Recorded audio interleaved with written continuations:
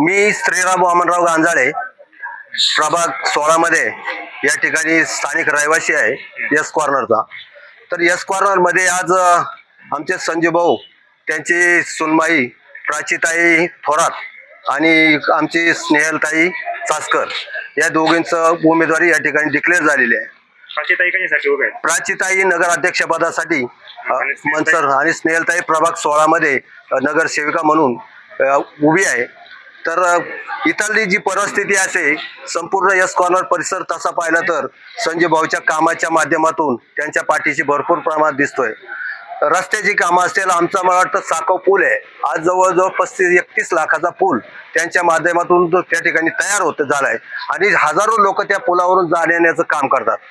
एक रस्त्या वड्याचं खराब पाणी असताना त्या पुलावरून जाण्यात जो आनंद वाटतोय आज, तर त्याच्याबद्दल इथला संपूर्ण परिसर हा समाधानी आहे। त्याचप्रमाणे रस्ते विकास, आज लाईटची कामं आहेत, अनेक प्रकारची विविध प्रकारची कामं आमच्या संजय भाऊंच्या माध्यमातून या ठिकाणी केली जातात।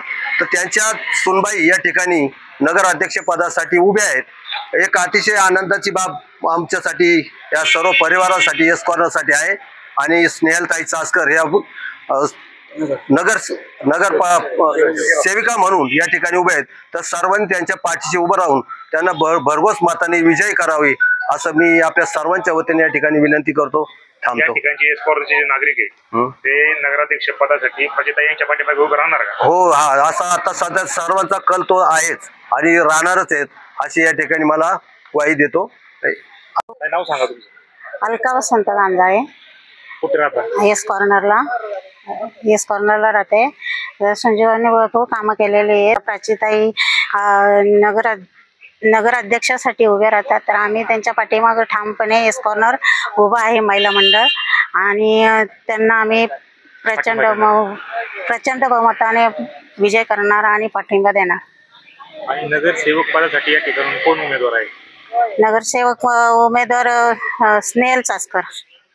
काय सांगा त्याच्याबद्दल? काय काम कशी केले? स्नेहल चासकर खूप भाऊंच्या माध्यमातून खूप कामं भरपूर केल्या त्यांनी, आणि एक फोन केला तरी त्यांचे कामं आमची होऊन जातात आणि पाहिजे त्यावेळेस त्या उभ्या राहतात, आम्हाला सहाय्य बी भरपूर करतात त्या, आणि त्यांच्यासाठी पण आम्ही महिला मंडळ खूप त्यांच्या पाठी आहे ना ठामपणे उभे आहे आणि त्यांना यशस्वी करण्याचा आम्ही ध्येय धरलेला आहे। मंचरकरांना असं आवाहन करतो की संजय जिजाबा थोरात यांनी जी मंचरला एक विकासाची दिशा दाखवली, तालुक्याला विकासाची दिशा दाखवली, आज त्याच्या अनुषंगानं त्यांची सुनबाई मंचरच्या नगराध्यक्ष पदाच्या रिंगणात उतरते। ही प्राची आकाश थोरात एक अतिशय क्वालिफाईड युवती आहे। प्रामुख्याने ॲग्री बिझनेस मॅनेजमेंटचं तिचं शिक्षण आहे।